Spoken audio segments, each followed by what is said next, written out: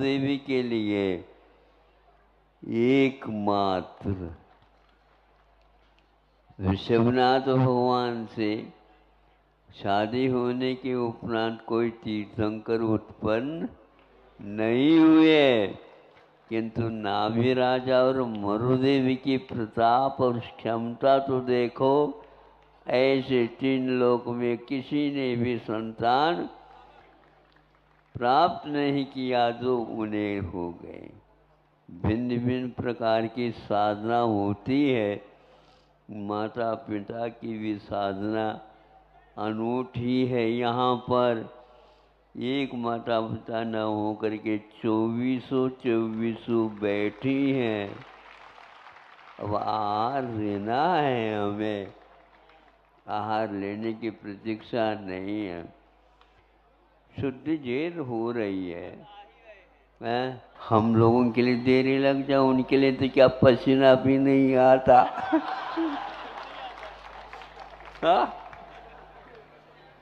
उनके तो भूख, उनकी प्यास, उनके सारे अलग है, घबराते हैं, अलग विभूति है। वो कुछ भी नहीं होता उनको। 6 महीने आहार के बाद भी उनके माथे पर सल भी नहीं आते। नहीं समझे, कुछ भी दीनहीनता नहीं है। ऐसा व्यक्तित्व है। क्या तो लेंगे वो, और ये लोग क्या तो देंगे उनको। अमृत का भोजन करने वाले जब तक मैं घर में रहे, प्रतिदिन उनके लिए वह आहार आता था जो धरती पे नहीं किंतु स्वर्गों में ही उपलब्ध होता। लेकिन उसको भी वह इष्ट नहीं समझा। आज आप लोगों के घर में जो कोई भी बनेगा उसको वो लेंगे, मना नहीं करेंगे। आप लोग सावधान हो जाइए। सब लोग शांत बैठिए। पड़गाहन करने वाले ही एकमात्र अपनी ध्वनि देंगे और विनय के साथ देंगे। बहुत ही अहोभाग्य मान करके देंगे।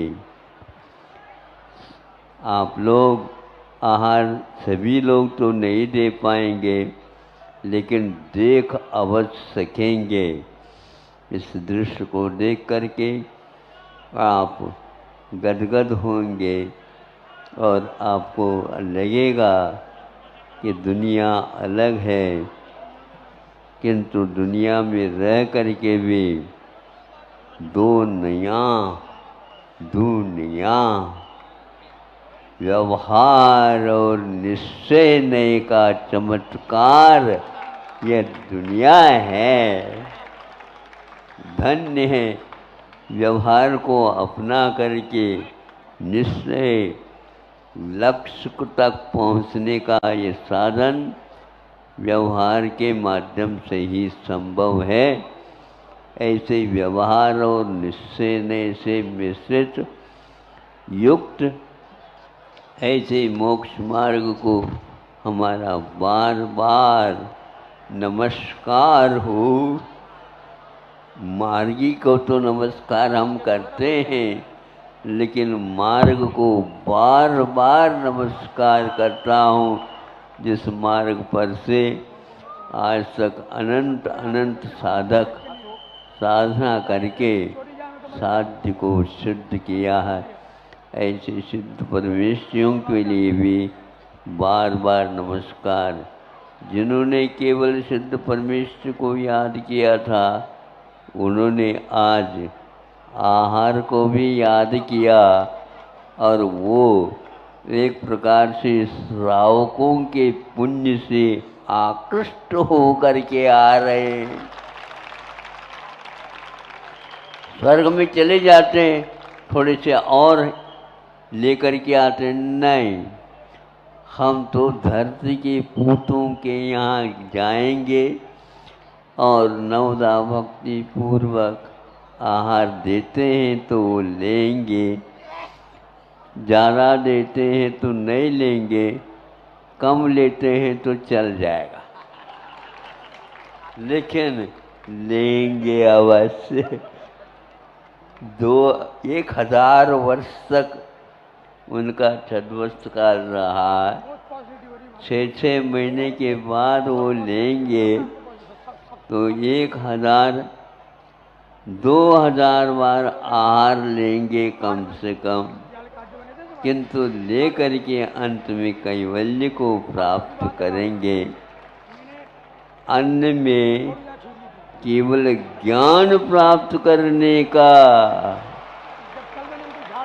महान शक्ति विद्यमान है, और इस आहार का निर्माण करने वाले श्रावक लोग हैं। दुनिया में कोई भी ऐसी वस्तु नहीं है जिसके द्वारा केवल ज्ञान प्राप्त हो, किंतु श्रावक के यहाँ बना हुआ नवदा भक्ति पूर्वक दिया हुआ आहार में केवल ज्ञान प्राप्त करने की क्षमता विद्यमान है, क्योंकि उनका आपके द्वारा दिया हुआ अन्न ही शुक्ल ध्यान के रूप में परिणत हो करके चारों घातिया कर्म के क्षय के लिए कारण हो जाता है।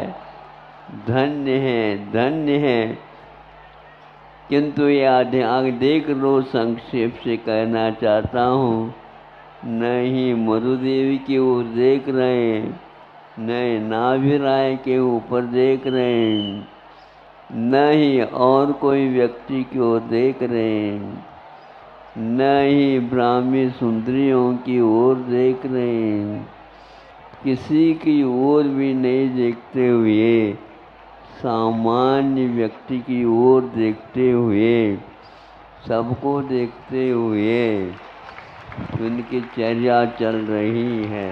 देवों के द्वारा श्रावकों के भाग्य को देख करके वो धन्य धन्य कह रहे हैं, धन्य धन्य है।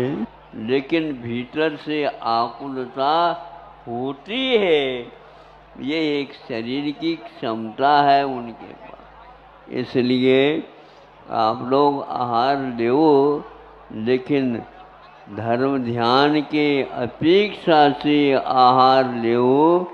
यह पाठ आज सीख सकते हैं आप लोग, और अच्छे भाव करते रहो, सात्विक भाव, जिसके द्वारा हमारे लिए भी यह अवसर प्राप्त हो सके। बड़गाहन हुआ है क्या? नहीं हो गया। हाँ सुन लो, बड़गाहन में चक्रवर्ती नहीं मिला, बाहुबली नहीं मिला, नाभिराज नहीं मिले, मरुदेवी नहीं मिली, अयोध्या के कोई भी श्रावक बड़भागी नहीं निकला, किंतु एक सामान्य श्रेयांश और सोम इनके यहाँ आहार हो गया। सामान्य पक्षपात से दूर, मेरा तेरा इससे ऊपर उठ गए, और आप रात दिन चिल्लाते रहते हो, मैं हूँ मैं हूँ मैं हूँ, मेरा तेरा। राजस्थानी भाषा में थारी मारी। ये क्या है? सोचो, हम भी महावीर या शिवनाथ भगवान की परंपरा में हैं, तो उसको याद रखो, थारी मारी नहीं करो, किंतु सब लोग मिलजुल करके रहो और उपासना करो अहिंसा देवता की। हम इतना ही कहना चाहते हैं। इसको आप लोग धरोहर के रूप में अपने जीवन में रखेंगे और जब तक हमें वह धरा हुआ धरोहर काम में, इसी प्रकार के काम में आ जाए। बड़गाहन कार्य संपन्न हो गया है, पूजन भी हो रही होगी। सुना है हमने वृषभनाथ ने एक प्रकार से आहार लिया। आहार जो प्रारंभ हुआ उनका इक्षु रस से हुआ बताते हैं। इक्षु रस किसको बोलते हैं? गन्ना जिसको बोलते हैं, गन्ने को बोलते हैं। इसीलिए उनका वंश का नाम इक्ष्वाकु वंश बना है। किंतु अमृत का कोई भी स्मरण नहीं आया। शेष तीर्थंकर जितने भी हुए हैं, सुन रहे हो आप? सुनो। क्षीरान से उनका आहार संपन्न हुआ। क्षीरान्न उसको बोलते हैं, दूध से बने हुए जो खीर वगैरह हैं, उससे उन्होंने अपने आहार को पूर्ण किया। इसलिए विदेशों में और कहीं भी गोवंश नहीं मिलता है, किंतु विशेष रूप से यदि गाय कामधेनु मिलती है, यह भारत भूमि पर ही मिलती है। इसलिए भरत चक्रवर्ती के पास 3 करोड़ गौशालाएं थी। महापुराण में उल्लेख है। इसलिए आप लोगों को चाहिए इधर उधर की बातें मत करो। उन गोवंश का, पशुओं का पालन करना, यही धन का उत्पादन है। भारत में जड़ को धन माना नहीं है, किंतु हाथी, घोड़े और गाय, भैंस आदि आदि पशुओं को ही एक प्रकार से धन माना, जो चेतन धन है। उससे क्या होता है? कृषि विज्ञान सुरक्षित रहता है। कृषि हुए बिना यहाँ धर्म टिक ही नहीं सकता। जिस समय से कृषि यहाँ से समाप्त हो जाएगी, यहाँ प्रलय हो जाएगा, यहाँ कुछ नहीं रहने वाला। पशुओं के बिना यह कृषि विज्ञान नहीं चल सकता। कृषि हुए बिना धर्म कर्म करने वाला यहाँ पर कोई नहीं रहेगा। कृषि करेगा, खेती बाड़ी होगी, धान आएगा, जिसके माध्यम से आप जीवित रहेंगे, अन्यथा नहीं। इसलिए शाकाहारी बनने के लिए पशुओं का पालन करके, कृषि विज्ञान के माध्यम से उत्तम बीज का निर्माण करके, आहार दान दे करके आप लोग आज सी फूड हो रहा है, नहीं समझे, अनेक प्रकार की मांस, मदिरा इत्यादि का सेवन हो रहा है। ये सब पतन की ओर दुनिया जा रही है। इसको बचाओ। तिगुनी आबादी ऋषभनाथ भगवान के काल में पशुओं की थी। तो यह आप लोगों को सोचना चाहिए, इसका नाम भारत है। ऐसे ही पुनः भारत को यदि चाहते हो तो शाकाहार का उपयोग करो। और आपके स्वास्थ्य यदि बिगड़ जाती है तो आयुर्वेद कहता है गोवंश के माध्यम से पंचगव्य जिसको बोलते हैं, उसके माध्यम से आपका स्वास्थ्य ठीक होगा। इस प्रकार स्वास्थ्य, आरोग्य और वैराग्य के लिए कारणभूत आपके भोजन में भी गोवंश का ही प्राधान्य है। और आपके स्वास्थ्य में जो औषध निर्माण होता है उसमें भी आयुर्वेद कहता है यही काम में आ जाते हैं।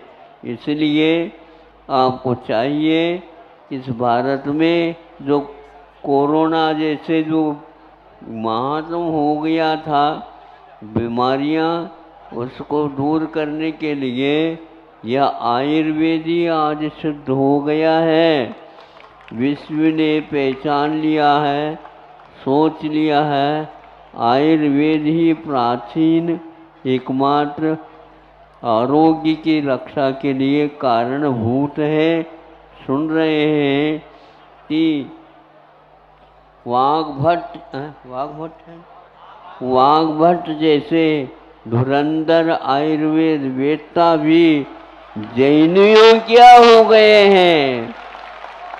आयुर्वेद में उल्लेख मिला है वाग्भट जैसे अपने अष्टांग हृदय नाम के जो व्याख्या जो सुश्रुत इत्यादि में किए गए हैं वह जैनाचार्य भी थे। न सौगत ये कहा वह बौद्ध नहीं थे किंतु जैन थे, जैनाचार्य थे, ऐसा उल्लेख मिलता है। इसलिए पूर्णायु का निर्माण करने का हमने भी आशीर्वाद दे दिया। अहिंसा परमो धर्म की।